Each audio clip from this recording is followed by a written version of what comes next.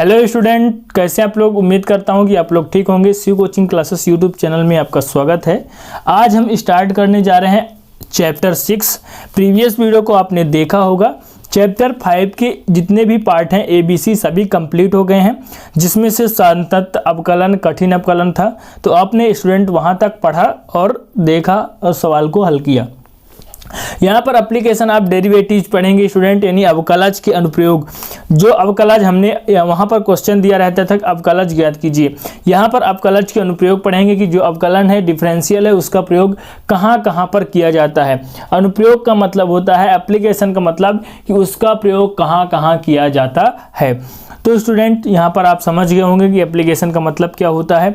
तो यहाँ पर आप देखिए सबसे पहले कि इस प्रकार का स्टूडेंट यदि परिवर्तन की दर पूछता है, यदि कोई बोल दे परिवर्तन की दर, मतलब बोल दे कि x के सापेक्ष परिवर्तन की दर ज्ञात कीजिए, तो d अपान यहाँ पर क्या लिखेंगे, dx। क्यों? क्योंकि ये x है, परिवर्तन की दर मतलब d अपान dx कहलाएगा। जहाँ पे परिवर्तन की दर आएगा तो यहाँ पर x के सापेक्ष यह परिवर्तन की दर कहलाएगा। ठीक है स्टूडेंट। यदि आपके पास मान लीजिए कोई घन a दिया गया है और t के सापेक्ष अगर परिवर्तन बोल रहा हो, तो स्टूडेंट यहाँ पर d अपान dt और a हो जाएगा। इस प्रकार से ये हो जाएगा और आप सवाल पढ़ेंगे स्टूडेंट तो बिल्कुल एकदम अच्छे तरीके से आपको समझ में आएगा। स्टूडेंट अपने भाषा में समझना है, आसान भाषा में। थोड़ा सा यहाँ पर स्टूडेंट थ्योरिकल ज़्यादा है। जो क्वेश्चन है आपका, इसमें से देखिए यहाँ पर सवाल हल करना है, लेकिन आपको दिया रहेगा कि एक कार्य इतना चला, इतने परिवर्तन हुआ। तो आप क्वेश्चन देख लेंगे स्टूडेंट, जिस प्रकार से क्वेश्चन मैं आपको करवाने वाला हूं। तो यहां पर आपने स्टूडेंट समझा कि आपके पास तो बुक होगा ही, आप बुक में देख सकते हैं किस प्रकार का क्वेश्चन है। यहां पर भी क्वेश्चन करवाने वाला हूं स्टूडेंट। तो अवकलज के अनुप्रयोग यहां पर पढ़ेंगे। ठीक है, तो चलिए यहां पर क्वेश्चन स्टार्ट करते हैं। क्वेश्चन आपके पास है, आप देख सकते हैं कि एक घन की कोर 7 सेंटीमीटर पर सेकंड की दर से बढ़ रही है। क्या है? कोई मान लीजिए घन है। ठीक है, घन स्टूडेंट, घन आप समझ रहे होंगे कि घन क्या कहलाता है। ठीक है, उसकी कोर है मान लीजिए, तो वह 7 सेंटीमीटर पर सेकंड, एक सेकंड में 7 सेंटीमीटर बढ़ रही है। यानी सेंटीमीटर पर सेकंड का मतलब ये होता है कि पर मतलब का स्टूडेंट जो इसका परिवर्तन है, एक सेकंड में 7 सेंटीमीटर बढ़ रही है। ठीक है, यहां पर आपने समझा। इसके बाद क्या दिया गया है, जब घन की कोर, क्या है, जब घन की कोर 10 सेंटीमीटर लंबी है। क्या है? घन की जो लंबाई है स्टूडेंट, यह कोर कितना है, 10 सेंटीमीटर लंबा है, तब घन का आयतन किस दर से बढ़ रहा है।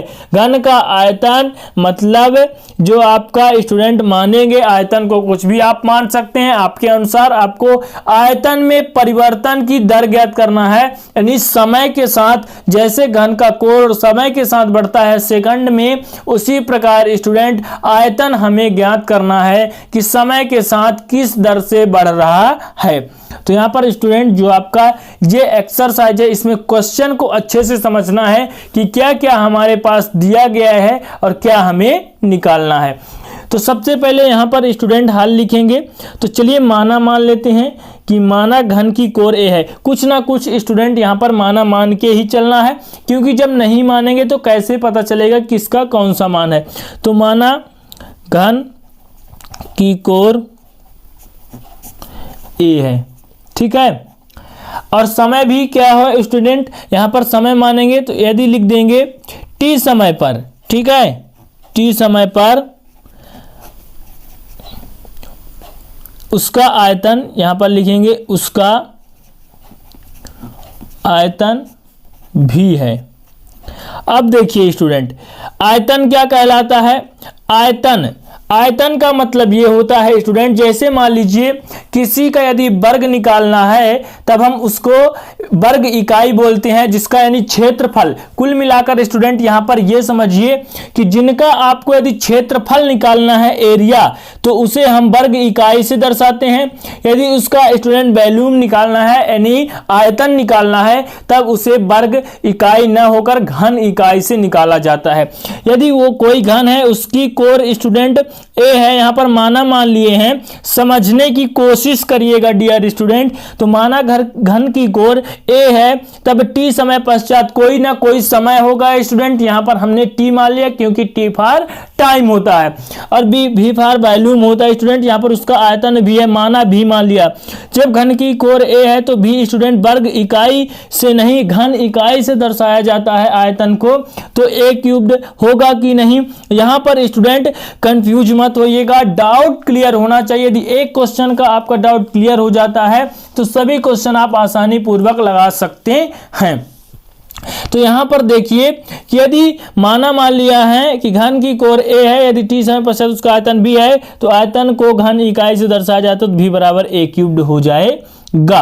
अब यहां पर बोला है कि एक घन 7 सेंटीमीटर पर सेकंड की दर से बढ़ रही है, ठीक है, घन की कोर बढ़ रही है, तब स्टूडेंट क्या हो जाएगा, टी के सापेक्ष क्या होगा, टी के सापेक्ष, क्योंकि समय के साथ बढ़ रहा है तो टी के सापेक्ष घन की कोर में वृद्धि हो रही है, घन की कोर में वृद्धि, देखो बढ़ रही है तो वृद्धि हो रही है, तो वृद्धि की दर यहां पर कितना है स्टूडेंट, किसका मान हो जाएगा, यानी यहां पर निकल आएगा ए, घन की कोर ए हमने माना है, और टी के सापेक्ष डी अपॉन डी टी, और ये हो जाएगा। देखिए यहां पर स्टूडेंट आपको यही पता नहीं चलेगा कि ये कैसे आ गया, तो मैं आपको समझाने की कोशिश करूंगा कि ये स्टूडेंट ए घन की कोर माना गया है और टी के सापेक्ष तो D upon D T A, और इसकी वैल्यू कितनी है स्टूडेंट, तो 7 सेंटीमीटर पर सेकंड दिया गया है कि नहीं, तो आप क्वेश्चन में देख सकते हैं, ठीक है। तो 7 सेंटीमीटर पर सेकंड,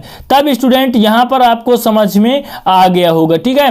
अब आगे देखते हैं, आगे क्या दिया गया है, आगे ये भी दिया गया है स्टूडेंट कि जो आपका घन की लंबाई है, घन के कोर की लंबाई 10 सेंटीमीटर है, ठीक है। तो आगे जरूरत पड़ेगी तो स्टूडेंट उसको भी हम ले लेंगे। और पूछा क्या गया है, क्वेश्चन देखिएगा जरा, तो पूछा गया है घन का आयतन किस दर से बढ़ रहा है, तो समय के साथ ही बढ़ेगा, यानी डी भी अपॉन डी टी का मान आपको निकालना है। तब स्टूडेंट यहां पर आयतन में वृद्धि निकालना है, तो चलिए लिख लेते हैं कि टी के सापेक्ष आयतन की वृद्धि में दर। देखिए क्वेश्चन में पूछ के रखा है कि आयतन में किस दर से बढ़ा, तो वृद्धि की दर ज्ञात करना है, और समय के साथ ही जो होगा, इसलिए स्टूडेंट यहाँ पर टी के सापेक्ष हमने निकाल लिया। तो यहाँ पर आयतन को किससे भी से दर्शाएं, तो डी भी अपान क्या हो जाएगा, डी टी। अब देखिए स्टूडेंट यहाँ पर क्या हो जाएगा, जो डी अपान डी टी है, भी का वैल्यू क्या है, ए क्यूब्ड, तो यहाँ पर हमने ए क्यूब्ड लिख लिया। यहां तक स्टूडेंट आपको समझ में आया होगा। इसके बाद देखिए स्टूडेंट जो आपका ये डी भी अपान डी टी दिया गया, इसकी वैल्यू आपको पुट करना है। यहां पर देखिए स्टूडेंट डी अपान डी टी दिया गया ए क्यूब्ड, यहां पर अब आपका डिफरेंशियल होगा, तो टी का एक, देखिए ए का टी के सापेक्ष कभी नहीं हो सकता। मैंने आपको स्टूडेंट अपकलन में बताया था कि एक्स दिया गया तो एक्स के सापेक्ष होगा, टी दिया गया तो टी के सापेक्ष होगा, जो दिया रहेगा उसी के सापेक्ष होगा। यानी यहां पर क्या लाना पड़ेगा, तो डी भी अपान डी टी बराबर यहां पर क्या लाना पड़ेगा, तो डी अपान डी ए लाना पड़ेगा। स्टूडेंट लाना पड़ेगा कि नहीं, तब स्टूडेंट यहां पर ए क्यूब्ड का होगा, और ये जो डी टी है स्टूडेंट क्या हो जाएगा, यहां पर डी ए लाए हैं तो यहां भी डी ए का क्या हो जाएगा, गुणा, और ये डी टी यहां नीचे जाके गुणा हो जाएगा। तो स्टूडेंट यहां पर आप समझ गए होंगे कि डी ए कट जाएगा, इसलिए हमने डी ए लिया, जिस प्रकार से आपने कठिन अपकलन में पढ़ा। डी बी अपान डी टी इक्वल क्या हो जाएगा, इसका निकालेंगे, ए का ए के सापेक्ष होगा, जिस प्रकार एक्स का एक्स के सापेक्ष होता था तो एक्स के पावर एन का फार्मूला लगता था, यहां भी स्टूडेंट, ठीक है, किसका फार्मूला लगेगा, तो आप देख सकते हैं कि a के पावर n दिया गया है तो 3 सामने आएगा, 3 में 1 घट जाएगा। तो ठीक आपको समझ में आया, तो यहां पर आपको समझ में आया होगा। ठीक देखिए फिर से बता रहा हूं कि यहां पर जिस प्रकार x के सापेक्ष x के पावर n दिया रहता था, उसी प्रकार a के सापेक्ष a के पावर n, यानी n का मतलब होता है नंबर, कुछ भी हो सकता है। तो n सामने आता था तो यहां पर 3 सामने आ गया, a में n में 1 घट जाता, 3 में 1 घट गया। यहां पर D A upon D T दिया गया है तो हमने लिख लिया। इसके बाद यहां पर देखिए डी भी अपान डी टी की वैल्यू हमें ज्ञात करना है 3a। 3 में 1 घटा तो 2, 3a स्क्वायर। यहाँ dA अपान dt की वैल्यू है क्या, तो यहाँ पर दिया गया था घन की कोर में वृद्धि की दर 7 सेंटीमीटर, dA अपान dt की वैल्यू दी गई है, तो यहाँ पर dA अपान dt की वैल्यू 7 लिख लेंगे, और जब यहाँ पर गुणा करेंगे तो dV अपान dt बराबर क्या हो जाएगा, 7 त्रिक 21a स्क्वायर। यहाँ तक स्टूडेंट आपको समझ में आया, तो आपको बताना है कि यहाँ तक समझ में आया, यहाँ तक कोई दिक्कत नहीं होना चाहिए। स्टेप बाय स्टेप आपको समझाया जा रहा है, कोई भी स्टेप यहाँ पर स्टूडेंट आपका छूट नहीं रहा है। अब चलिए अगले स्टेप में क्या हो जाएगा।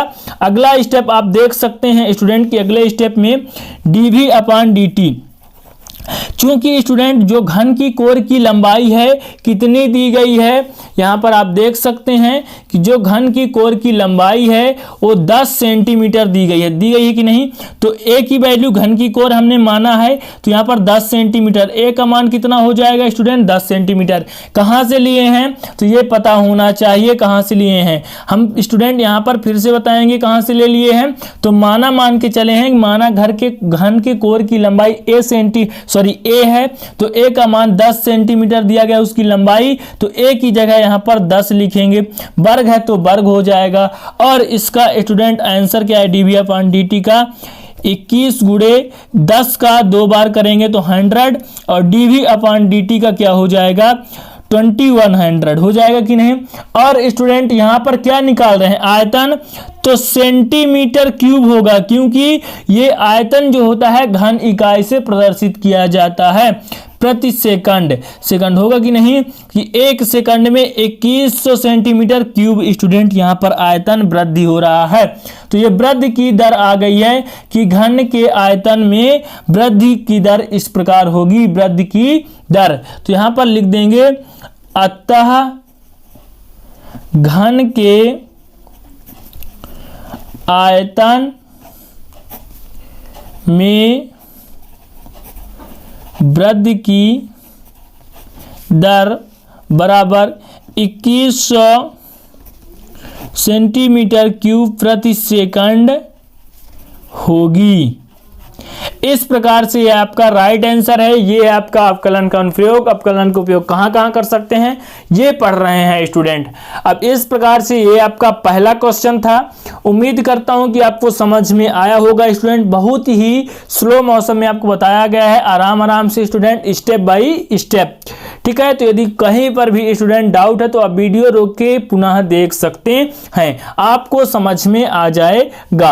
अब देखेंगे इसी प्रकार का दूसरा क्वेश्चन। यदि इस क्वेश्चन में थोड़ा सा भी डाउट है स्टूडेंट, जहां पर आप नहीं समझ पाए हैं कि जैसे वृद्धि की दर, परिवर्तन की दर निकालते हैं तो कैसे स्टूडेंट, तो दूसरे क्वेश्चन में आप समझ जाएंगे। चलिए तो दूसरा क्वेश्चन आपके पास लेकर के आते हैं, ठीक है स्टूडेंट। तो चलिए लाते हैं, आप तैयार हैं, दूसरा क्वेश्चन देख लेते हैं।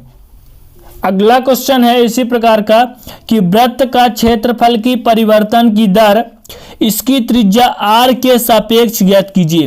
यानी वृत्त की क्षेत्रफल यहां पर मान लेंगे कि माना वृत्त की क्षेत्रफल किसी को भी मान सकते हैं, ठीक है। तो यहां पर मान लेंगे स्टूडेंट की वृत्त का क्षेत्रफल a मान सकते हैं, b, s, t, u, v कुछ भी आप मान सकते हैं। तो परिवर्तन की दर किसके सापेक्ष, त्रिज्या के सापेक्ष, यहां पर बोला है कि इसकी त्रिज्या के सापेक्ष ज्ञात कीजिए। यानी यदि a मानेंगे तो dA अपान dr होगा कि नहीं, क्योंकि स्टूडेंट यहां पर क्या दिया गया था, समय के साथ, तो d अपान dt था, यहां पर त्रिज्या के सापेक्ष बोला है तो d अपान dr हो जाएगा।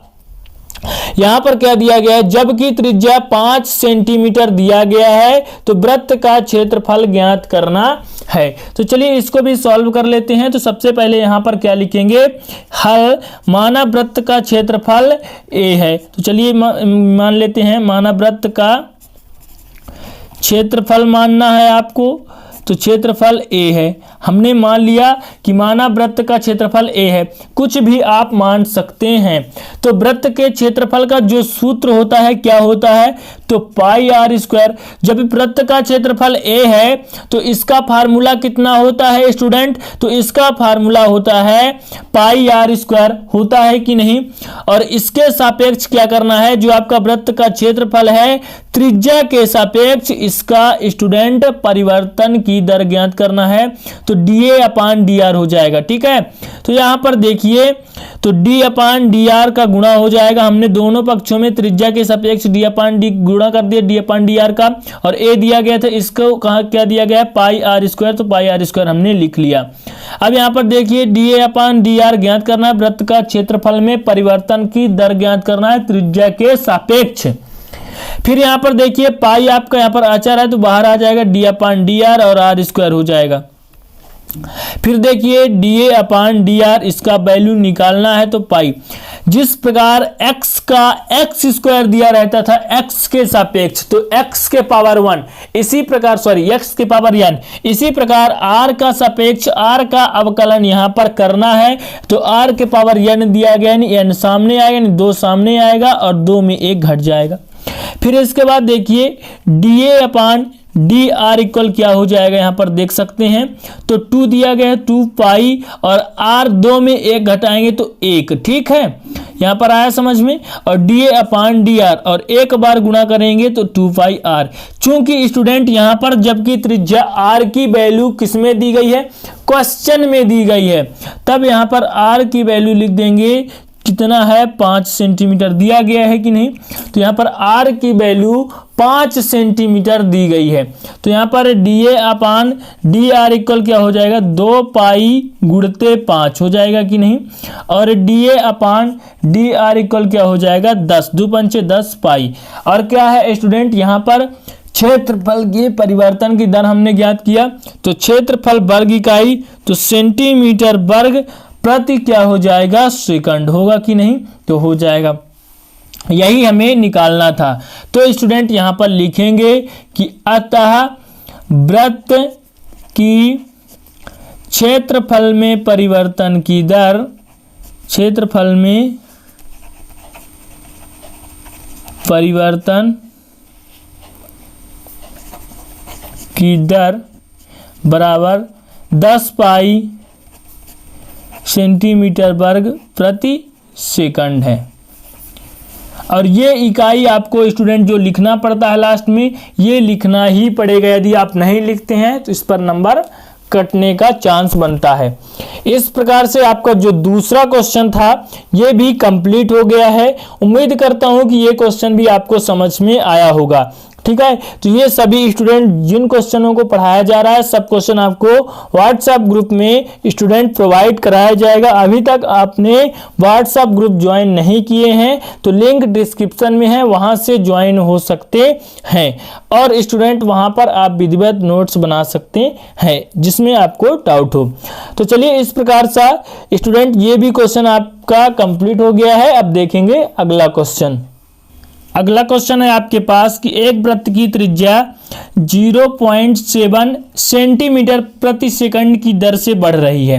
तो क्या बढ़ रही है त्रिज्या, इसकी परिधि क्या दिया गया, इसकी परिधि की वृद्धि की दर ज्ञात करना है। यानी परिधि जो आपके पास एक वृत्त है, ठीक है, उसकी परिधि की दर स्टूडेंट यहां पर ज्ञात करना है, जबकि r की वैल्यू आपके पास दी गई है 4.9 सेंटीमीटर। ठीक है, तो क्वेश्चन को यहां पर सबसे पहले समझिएगा कि एक वृत्त की त्रिज्या क्या दी गई है। त्रिज्या स्टूडेंट 0.7 सेंटीमीटर प्रति दर से बढ़ रही, तो त्रिज्या की यहां पर दर दी गई है और इसकी परिधि की वृद्धि स्टूडेंट वृद्धि की दर ज्ञात करना है, जबकि r का मान दिया गया है। तो सबसे पहले यहां पर क्या करते हैं, माना मान लेते हैं।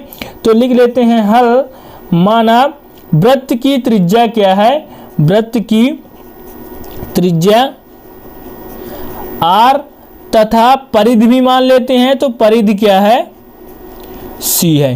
ठीक है, तो त्रिज्या r और वृत्त की परिधि c है। अब स्टूडेंट यहां पर जो त्रिज्या की दर दी गई है, दर से बढ़ रही है, तो यहां पर स्टूडेंट जो त्रिज्या बढ़ेगी तो समय के साथ बढ़ रही है सेंटीमीटर प्रति सेकंड। तो आप देख रहे हैं यानी एक सेकंड में 0.7 सेंटीमीटर बढ़ रहा है, तो समय के साथ बढ़ रहा है, तो समय के सापेक्ष t के सापेक्ष होगा क्या बढ़ रहा है त्रिज्या, तो dr/dt। ठीक है, आप समझ गए होंगे।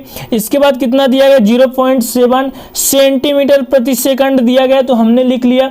अब जो स्टूडेंट इसकी परिधि है, परिधि क्या है तो परिधि को हमने सी माना है और वृत्त की परिधि के दर ज्ञात करना है। परिधि की दर मतलब dc अपान dt, समय के साथ कितना दर स्टूडेंट यहां पर बढ़ रहा है, जो इसकी परिधि है समय के साथ कितना वृद्धि हो रहा है, तो उसमें परिवर्तन की दर, बढ़ने में कितना परिवर्तन हो रहा है उसकी दर हमें ज्ञात करना है। और परिधि स्टूडेंट जो आपका परिधि है उसको हमने सी माना है। तो जो वृत्त होता है, वृत्त का परिधि क्या होता है, तो वृत्त की परिधि की फार्मूला जो होता है 2πr होता है कि नहीं। तो ये फार्मूला आपने स्टूडेंट क्लास 10th और 11th में मेंसुरेशन में पढ़ा होगा। इसके बाद यहां पर आप देख सकते हैं कि जो ये सी दिया गया है स्टूडेंट, तो यहां पर ज्ञात करना है परिधि की वृद्धि की दर किसके सापेक्ष, समय के सापेक्ष, तो d अपान dt। इस प्रकार स्टूडेंट समय के सापेक्ष ये कितना वृद्धि हो रहा है ये हम निकालेंगे। तो d अपान dt का t का क्यों हो रहा है, क्योंकि स्टूडेंट यहां पर समय के साथ हो रहा है। c दिया गया तो c का गुणा बराबर दोनों पक्ष में d अपान dt 2πr दिया गया है। अब यहां पर देखिए dc अपान dt हमें ज्ञात करना है, 2π यहां पर अचर है तो ये बाहर d अपान dt r हो गया।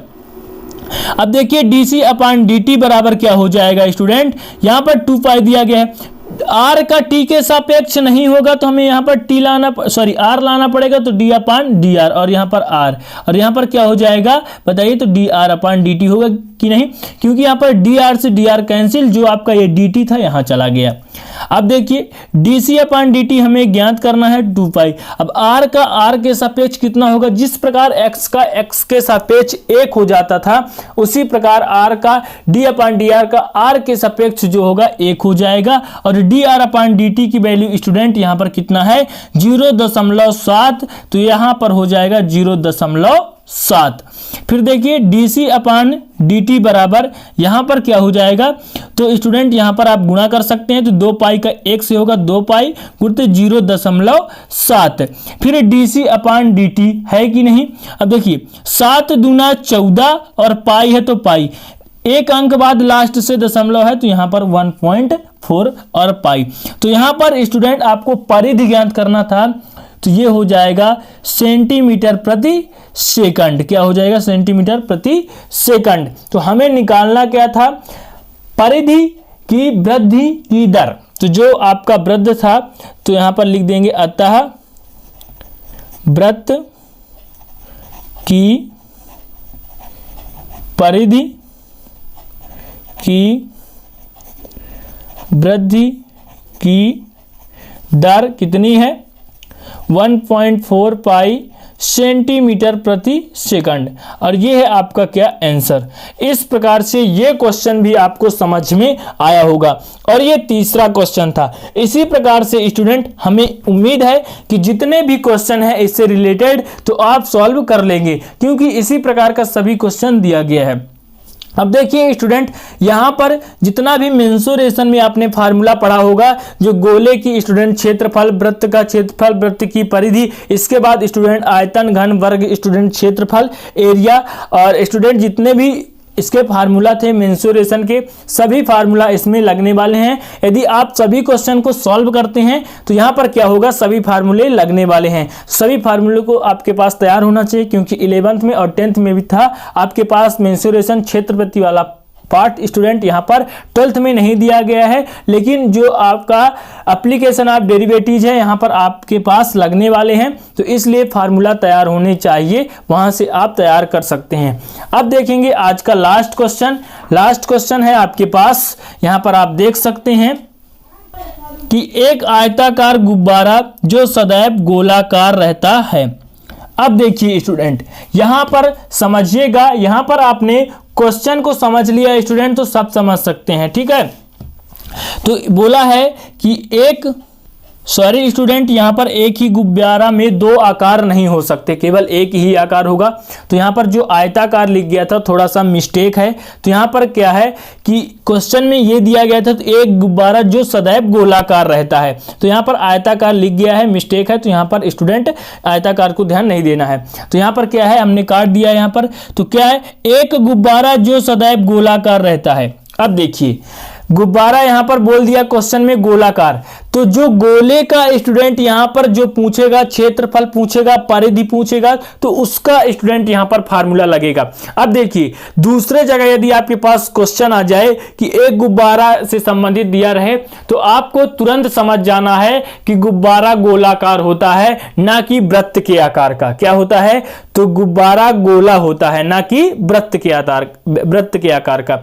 तो उसमें कौन सा फार्मूला लगेगा? तो गोला का फार्मूला लगेगा, स्फेयर का फार्मूला लगेगा, ना कि स्टूडेंट आप सर्कल का वहां पर फार्मूला लगा देंगे तो आपका आंसर नहीं आएगा। तब यहां पर आप देख सकते हैं कि एक गुब्बारा जो सदैव क्या होता है? गोलाकार रहता है। तो अगली यानी नेक्स्ट जगह पर भी स्टूडेंट यहां पर नेक्स्ट क्वेश्चन में भी गुब्बारा बोलता है और यहां पर गोलाकार नहीं बोलता है, तो गोले का ही फार्मूला लगाना है। ठीक है, तो यहां पर यह भी डाउट स्टूडेंट नहीं होना चाहिए अदर क्वेश्चन में कि त्रिज्या परिवर्तनशील है। त्रिज्या परिवर्तनशील है यानी स्टूडेंट अलग अलग जगह पर जो इसकी त्रिज्या है अलग अलग है, और जो वृत्त होता है, वृत्त की त्रिज्या स्टूडेंट अलग अलग नहीं होती। ठीक है, यदि एक जगह से 7 है तो वह चारों जगह से 7 होगी, तो उसका परिभाषा ही होता है वृत्त की। अब यहां पर देखिए त्रिज्या के सापेक्ष मतलब नीचे dr होगा। आयतन के परिवर्तन की दर मतलब आयतन भी से यदि मानेंगे तो dv/dr यहां पर ज्ञात करना है। तो स्टूडेंट यहां पर इतना समझ जाएंगे आप। जब त्रिज्या कितना दिया गया है? 10 सेंटीमीटर, त्रिज्या 10 सेंटीमीटर दिया गया है। तो चलिए यहां पर स्टूडेंट सबसे पहले यहां पर लिखते हैं हल। ठीक है, और मान लेते हैं, माना गुब्बारे की त्रिज्या कितनी है? r, तथा आयतन मान लेते हैं, आयतन कितना है? तो v है। कितना है? v है। आयतन यहाँ पर v मान लेते हैं। तब स्टूडेंट यहाँ पर समझ में आया कि हमने त्रिज्या r, आयतन v मान लिया। अब स्टूडेंट जो गोले का आयतन होता है तो क्या होता है?